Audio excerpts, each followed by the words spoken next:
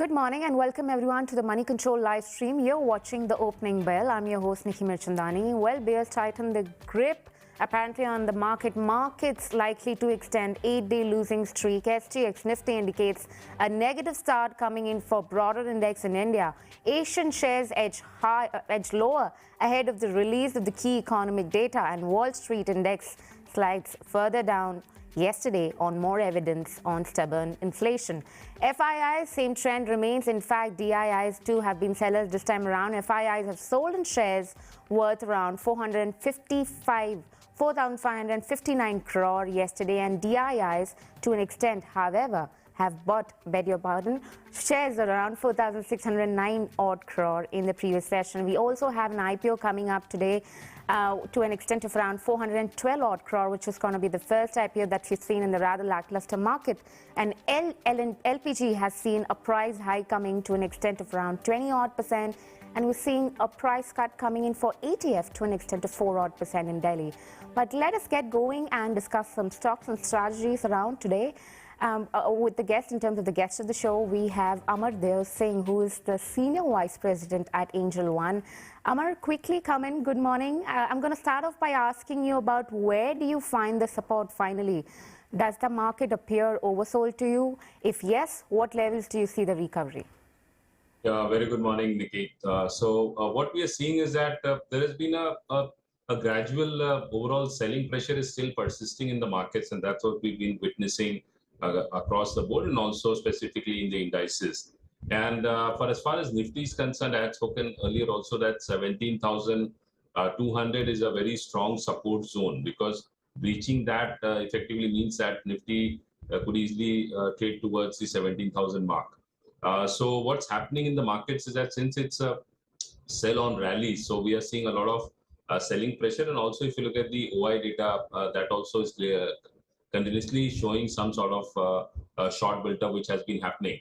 However, during the day, we are seeing a lot of volatility in the markets. So on the upside, what I see is that for Nifty 17,400, 450 on the upside, immediate short-term resistance above that 17,600.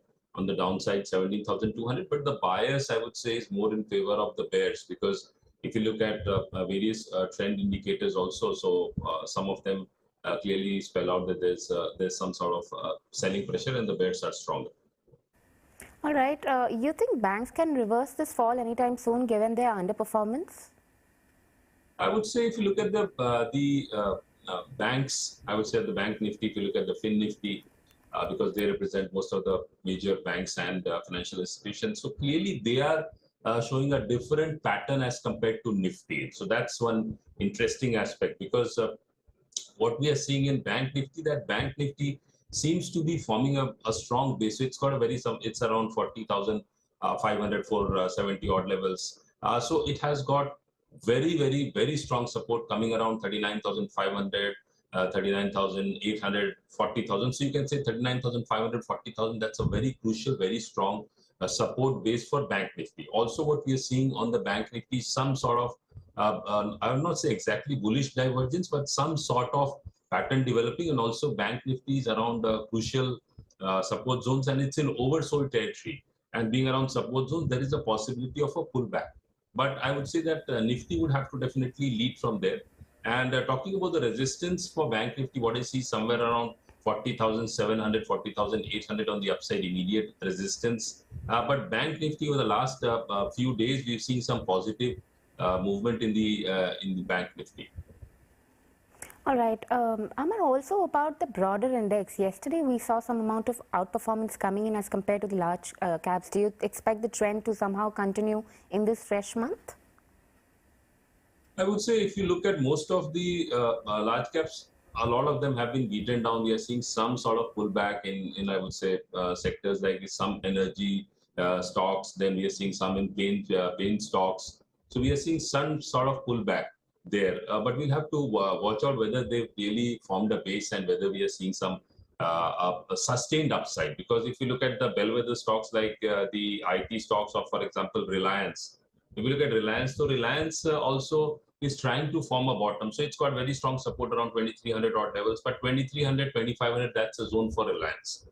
If I look at other stocks like Infosys, if I talk about Infosys on the IT pack, so that clearly is displaying a lot of weakness still. So it shows that there is downside, and we are seeing that some sort of crucial support for Infosys is around 1450 odd levels, but again on the upside capped around 1550, 1600. If I look at another major stock like TCS, so TCS is also around very crucial support zone. So 3250, 3300, that's a crucial support zone. If that's taken out, then TCS could trade lower towards 3150 as well. So what we are seeing is that in some pockets, we are seeing some sort of pullback or some sort of short covering, I would say rather, or some sort of buying coming around support levels. Otherwise, the market still continues to remain in favor of the bears overall. All right, Amar, I'm just going to ask you 3 profitable ideas that you think at this point of time the viewers can be looking at, and also the strategy that can be looked at in the falling markets like this. Yeah, I would say that, see, what we are seeing is that one of the stock one can look at is Asian Paints, because this is one stock which has formed very strong support base around the 2700 mark. Currently, it's around 2820. Yesterday, we witnessed a sharp up move there. So it seems that the worst in the short term for the stock is over. So this is one stock, any pullback towards 2780, 2800, that can be a good buying opportunity. Upside, one can look at around 2950 on the upside. Downside, it has got very strong support around 2700. So I believe the stop loss needs to be below that level. Talking about the other stock, I would say GSW Energy. This is one stock again. I would say we saw an excellent sharp move yesterday. But I would say one needs to wait for a pullback in this stock, because this stock is also displaying some sort of bullish divergence on the charts. And technically, it was in oversold territory. If I look at it, it was in oversold territory since January. So mid of January, it's been oversold territory, but the stock has been beaten down. But now the stock has bounced back. It's around 230, 34 odd levels. It's got extremely strong base around 210. So the stop loss needs to be below 210, and entry around 220, 225. Any correction in the stock can be a very good buying opportunity. On the upside, one can look at targets of 250, 255.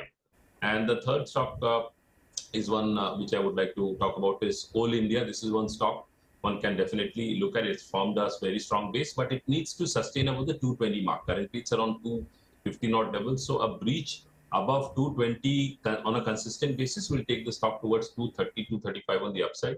So one can look at this stock as well but all these stocks are primarily from a short-term perspective. All right, Amar, let's quickly address the movers of the day. Well, in terms of bunch of Tata Group names and financials, they're expected to be in focus. Tata Consumer Products, that one is expected to play out. Tata Group stocks over $1 billion stake in Bisleri seems to have stalled. That is something that Bloomberg has reported early this morning. Now, Tata was in advanced discussion to take control of Bisleri. Parties were already working on finalizing the structure of the transaction, but the negotiations seem to have fallen off at this point of time due to valuation concern, which to an extent was on expected lines.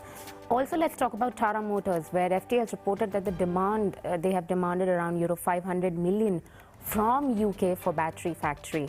So that's one development. And bunch of financials that we'll be looking at. HDFC, which is revised in the retail primary lending rate coming in on the housing loans to an extent of around 25 basis points with effect today. The subsidiary individually is expected to sell into more than 2% stake coming in on soft sell. Overall, with this, the subsidiary will be holding in around 9.95% still in soft sell. Other one, of course, is the Federal Bank, where there was an analyst meet and a couple of brokerages have floated their note around that one. Morgan Stanley is what we're picking up this morning. It remains overweight on the counter and has a stance coming in on the account of overweight rating and a target price around 175. It says that the bank has already improved ROA by 20 basis points over the last 3 years, which was in line with what the guidance was. All right, but before that, we're just going to be talking about the financials in a detail with a bit more, and we're quickly going to be addressing in the opening of the markets and then address the top movers for the day. Clearly, we are looking some amount of positive bias coming in for Nifty right now. 0.3% out there clearly. So we are looking at around that 17,350 mark, well around that level, and Bank Nifty for that matter. Bank Nifty index too seems to be supporting somewhat the trend at this point of time. We're seeing gains to an extent of 0.3% even on that one. So we're clearly seeing some amount of positive traction. Remains to be seen if the markets now can, sustain this kind of positive bias, because we have been seeing a positive opening coming in for the last 2 days. But somehow the wee hours of the trade, or the second half of the trade just reverses the trend overall coming in for the markets. Market breadth seems to be a little weakish side. Advances 17, declines 33 in the Nifty 50 index clearly. Mid-cap index, there is a participation coming in on that one.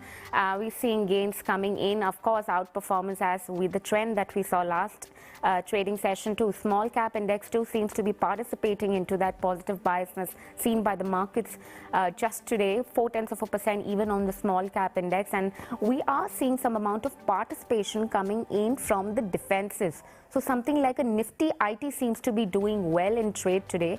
Also, we're looking at some amount of bias positive. Okay, it's a good sharp recovery rather coming in for Nifty Metal Index, where we're seeing gains coming in to an extent of more than 2%. So clearly, Auto Index too, the Feb, the anticipation that the Feb numbers would be decent enough and the price hikes would be coming through probably has led to that uptick performance coming in from Nifty Auto Index. Overall, Pharma Index for that matter seems to be participating, or maybe the defensive along with the metals right now seems to be, contributing to the positive bias. But let's address the top gainers and the losers on the list that we have, at least when it comes to the Nifty 50 stocks. Just to understand, Adani Enterprises, Hindalco, Tata Steel, like we pointed out, Nifty Metal Index was the top gainer, and here on the list we have Hindalco and Tata Steel, who are the top gainers on Nifty 50 list right now. Adani Enterprises, that one is an interesting one. We saw a sharp uptick coming in yesterday's session, 14% up there, further gains coming in on that one. Of course, more participation. Adani Ports also is up in trade today. M&M and Axis Bank also seem to be holding up the markets right now. But let's quickly also address the top losers for the day. We're looking at bunch of stocks coming in on that one. Well, the trend seems to be more in the favor of FMCG, right? We pointed out Tata Consumer Products, that is one which is down and out by 0.5%. Remains to be seen if, the losses can be capped out there. Power Grid, BPCL, DRL. These are some of the few more losers that we have on the Nifty 50 list, at least per se. But the market breadth, more or less right now, remains in the favor of declines as compared to that of advances. Amar, quickly comment on this one. What do you make out of this? And were you expecting a positive start coming in for the markets? Bank Nifty too seems to be, somewhat started on a positive bias. Do you think this could be a reversal of the 8-day losing streak, or is just too early of a call? No, I would say that yesterday's low of Nifty is going to be something very important and crucial. So that was 17,255. So, and that's a major level. So I would say that, yeah, there is a possibility that we could see some sharp reversal from these levels.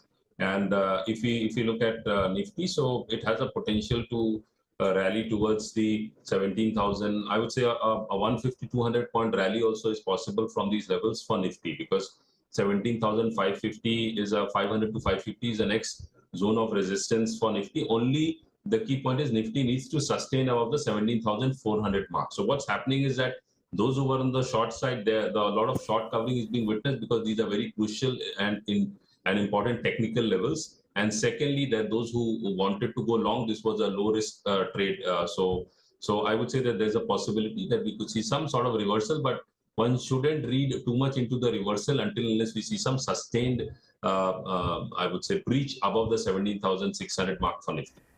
All right, not reading too much into it, but talk about Bank Nifty Index also, we have seen traction building in, and also IT Index for that matter.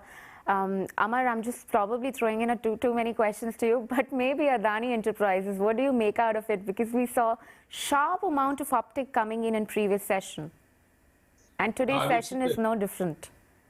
Yeah, this is one of the stock which has been in the news and also been extremely volatile. But you are right that what we've seen for the last couple of days, from almost 11:30, it's currently around 14:50, 14:60 odd level. So that's more than almost a 30% rally in the stock. But the key question is that how is it? Is it able to sustain above the 1550, 1600 mark? Because that's going to be a crucial zone of resistance where we could witness some sort of profit booking in the stock. Technically, if you ask me, the stock was at major support zones, so we've seen a pullback, but the medium-term charts and all that, they have really gone for a toss. So clearly shows that that there's a lot of consolidation needs to happen in this particular counter. And if the stock is able to sustain and not trade below the 1100 mark, that's something that needs to be watched out for. So 1100 on the downside, 1600, 1650 on the upside. But it has a very strong support base around these levels on the lower levels. All right, Amar, also a word coming in on Nifty Auto Index. We're seeing a sharp amount of gains coming in on overall on that index. Also, for the last couple of days, we're seeing, at least yesterday for the session, Nifty Auto stocks, we saw some amount of top gainers. M&M today also is holding up. What do you make out of it? I would say, talking about Nifty Auto Index, we've seen that this index was consolidating, unable to breach the 13,500 zone, currently around 1280. 12,850 or so. But yeah, the long-term trend for this index remains positive, but we've seen some sort of, I would say, tapering off of the momentum.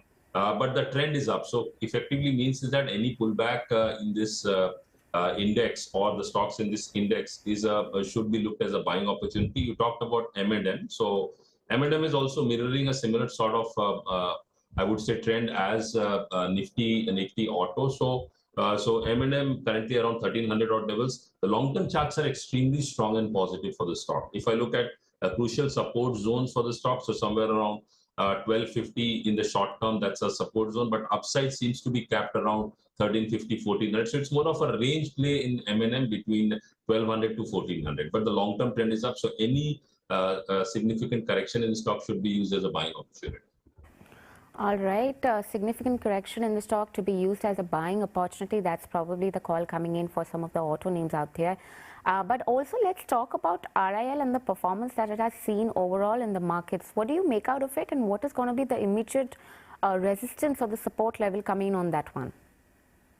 Yeah, I would say RIL has, today also we've seen some sort of weakness. It's not down much, but the trend, if you look at the stock on a medium-term, intermediate-term basis, even the long-term charts clearly shows that it's not going anywhere in a hurry.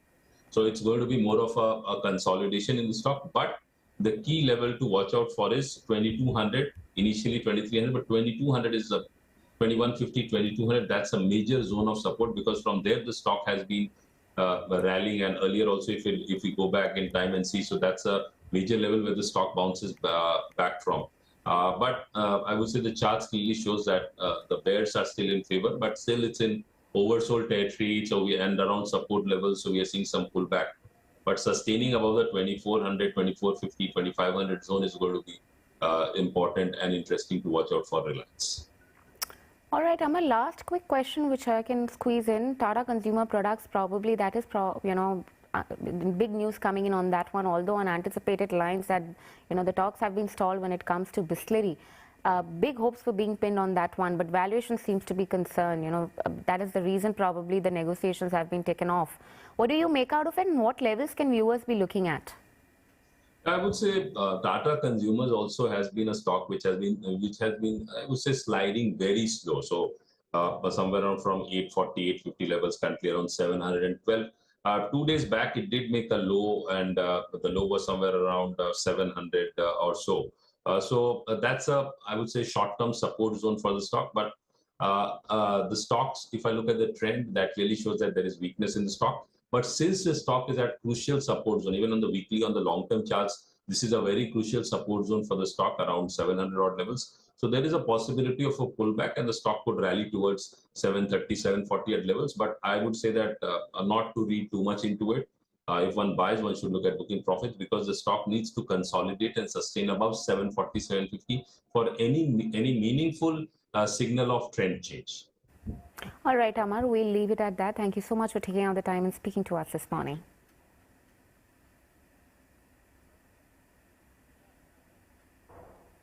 All right, then it's that part of the show where we address the fundamental story of the markets right now. But let's bring in our guest, Gautam Duggad, Head of Research, Motilal Oswal Financial Services.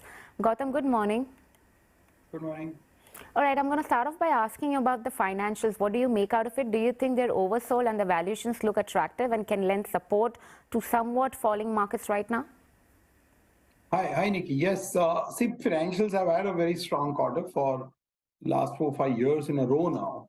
However, the problem is something else. Right now, the macros have overwhelmed the micros on financials.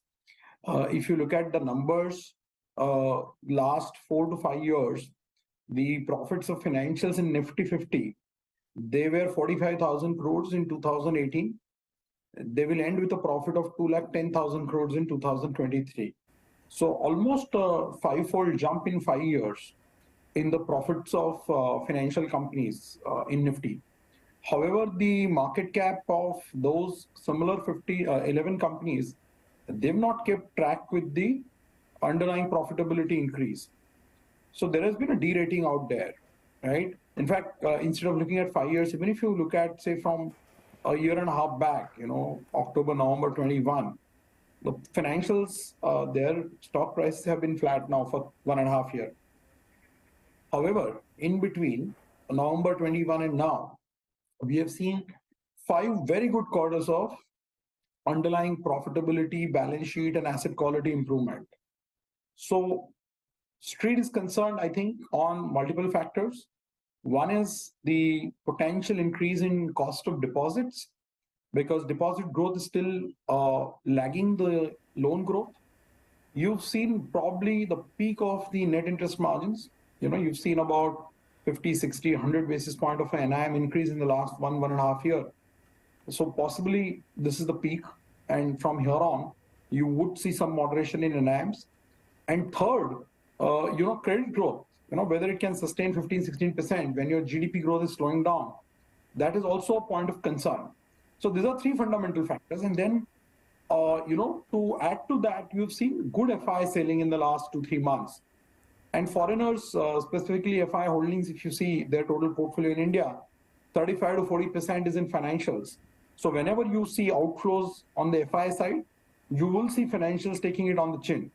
So while valuations are attractive, fundamentals are extremely strong, trade growth, asset quality, net NPA, ROEs, all of them are looking picture perfect. But the stock prices are not, performing in line with the underlying fundamentals right now. So somebody who has a long-term view, 3-year view kind of horizon, I think this is as good a time as any to add to financials. All right, Gautam, let's quickly also chat about paint stocks, because that came as a surprise. They were the surprise gainers on Tuesday. And investors were somewhat cautious to an extent where we are talking about the Grasim entry, where we're talking about the Grasim entry, which could spell bad news for everybody's, for the profitability margins across for the players. So why the sudden interest right now? See, stocks have corrected. Paint stocks have been correcting for for last 1.5 years now. If you look at Asian Paints, I think the peak of Asian Paint was somewhere about 3,500. Now it is 2,700, 2,800. The last quarter performance was very muted. There was flat volumes. To add to it, as you mentioned, Grasim, JSW Steel, and there's one more player who's entering the paint category. And they are entering with deep pockets. So they are definitely there to disrupt this industry, which has been functioning in a very nice, smooth, oligopolistic way, because there were 4 players who were controlling the market for last 2 decades. This is the first time a big entrant with a deep pocket is coming with serious intentions. And they have some advantage given their distribution network of Birla White, amount of money that they're putting to work on capacity building. So one needs to stay very cautious here, because you're not buying the stocks at cheap valuations. They're still very inflated valuations. While they've corrected 20%, but the starting valuations were so expensive that even after a 20% price correction, you would still not get that comfort on a 1-year, 2-year forward valuations. They're still upwards of 50, 60p. And at a time when growth is moderating, you've seen how bad the consumption companies' results were this quarter. Across the board, there is a consumption slowdown. Yesterday in the GDP data which came out, if you see, the consumption data was extremely weak at an 8-quarter low growth. Government consumption, private consumption, whichever way you slice and dice the data, it's looking very weak right now. So there can be some days where stocks move up 2-3% because of the correction that's had, or maybe someday crude prices may fall $3-4, and that will reflect in paint companies' days stock price movement. But beyond that, I won't read too much into those price movements. Right now, from a medium-term point of view, there is a concern because a big player is entering in, and it's being supplemented by two more guys who are entering that industry, especially at a time when demand is slowing down. Fair point there, Gautam. I get it when you say that probably looking at the sentimental impact coming in when we are talking about the crude prices per se, but then the medium-term story does remain to an extent a little bit impacted with all of that. But let's talk about auto stocks. We've witnessed smart traction coming in the opening deals for the last 2 consecutive sessions. There's a hope that, of course, the Fed numbers would be coming in higher than what the anticipation is, and probably price hikes will come through. How do you look at the overall basket, and what are your top picks in the space? So, Nickey, on auto, we've turned positive of late. Auto, after going through a period of 5 years of underperformance on earnings, because the earnings in FY18 where I would say 28,000 crores in Nifty auto companies, they've fallen to 25,000 crores in FY23. Over a 5-year period, there has been no growth. In fact, there has been a decline. Now, this is the first quarter in the last 20 quarters where we have seen a meaningful earnings upgrade in auto names, right? So we have seen about 25% earnings upgrade, and 5 out of 6 companies in Nifty has seen an earnings upgrade. Second, demand is strong. Supply situation is easing out because the chip shortage on the semiconductor front, that situation is easing out. And at the margin, you have seen commodity price correcting. In fact, in 3Q FY23, auto sector posted the best gross margin gains on a YOY basis. And the fact that they're coming out of a 5-year of a downturn essentially means that valuations are still fairly reasonable. So what we like there is M&M on the OEM side. We also like Maruti and Tata Motors. And then on the ancillaries, we like Bharat Forge and Motherson Sumi and Ashok Leyland. So it's a sector where I would be overweight now, given that you're seeing improvement in demand and supply, both complemented with the correction in commodity prices to an extent. And then you're coming out of a 5 years of a down cycle. So there are more legs to go in auto, I think. All right, more steam left for auto index. But what do you think about the harsh summer coming in, and which are the themes that should be playing out? Especially, how does the long-term story of AC sales pans out for you? Do you think anything like a Voltas appeal you? So, Nickey, it's very tempting to do this kind of seasonal trade. Summers, you do this. Winters, you do this. I don't think you build compounding returns over a long period of time by getting swayed by what's happening for 2 months, 3 months. Somebody is a day trader or an short-term trader, they can obviously try and try their luck at some of these things. But by and large, I would steer clear of some of this kind of concept that because the next 15 days or 20 days, summer is going to be harsh, so you buy these 3 stocks. If winter is looking very harsh, you buy those 3 stocks. I think this is not the prudent way of investing.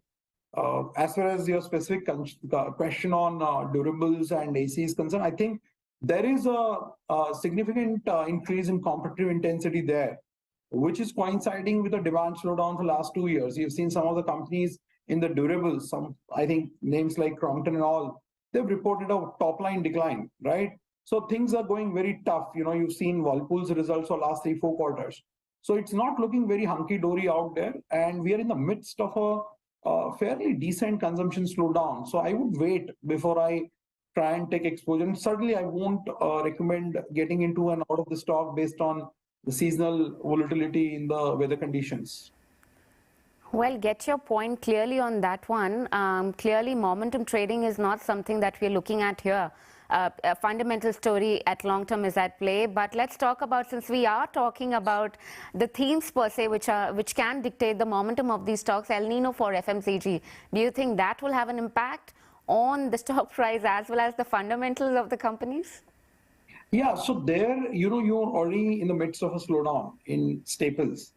And if you analyze the results of consumer staple companies for the quarter, you would find that barring ITC and Hindustan Lever, and I think maybe Britannia, most of the other consumer companies have posted a very muted set of numbers on volume growth, on margins, on profits.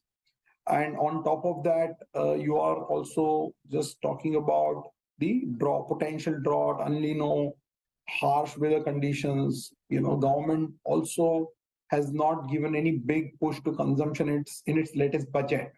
So I think next 2 or 3 quarters are still going to be very muted. But then somebody who has a 3 to 5 year view, this is a very good time to build a consumption portfolio of a set of stocks across the broad spectrum of consumer categories with good leadership in the underlying franchise, strong balance sheet, and something which you wanted to buy for a long time but couldn't buy because the valuations were expensive and stocks were too popular and there was a euphoria around the consumption names still about a year and a half back. Today, all of that has changed. These stocks have time corrected for 2-3 years, depending on which company you look at. Hindustan Lever's today's price is same as the price in February 2020. So 3 years of time correction. Nestle, 4 years of time correction. Other consumer companies haven't done much if you look at the last 3-4 years of performance. So there's been a time correction, there's been a price correction, and in general, the euphoria around the sector has moderated significantly. But somebody who has a very short-term view and expecting instant gratification, I don't think this is a sector for him or her. This is a time to build a portfolio of good quality consumption stocks for companies that are going through a period of lull. All right, Gautam, then the last question that I will squeeze in before we end the show is, of course, we'd like to chat about the entire commodity basket, metal space to be precise. We saw some amount of gains coming in today's session. And of course, I'm sure you'd be reading in enough and more. There have been developments around Vedanta where there have been concern around the fundraising plan, which seems to be a little bit of a tizzy. Yesterday, Vedanta came up with a clarification on the debt premium, trying to somewhat calm the investors, which it has been doing over the past, I think, a year or so when it comes to the parent debt. But what do you make out of the sector between ferrous and non-ferrous? Which do you like, and what are your top picks there?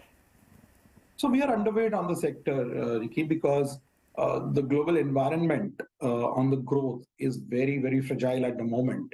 And we're still talking about more rate hikes. Global growth is slowing down. In that kind of a scenario, I would think the more rational thing to do is wait out. It's a very volatile sector. It's a very cyclical sector. It requires very special skill sets to get in and get out. We are underweight right now. We just have Tata Steel in our model portfolio. And on the non-ferrous side, historically, we've had preference for Hindalco. All right, Gautam, we'll leave it at that. Thank you so much for taking out the time and speaking to us. All right, with this, it's a wrap, and goodbye from the entire team who puts this piece together. Thank you so much for watching. Please do post your feedback for us in the comment section below. Follow us on the link at the bottom of your screen, and for the rest of the updates, stay tuned into moneycontrol.com and Moneycontrol app.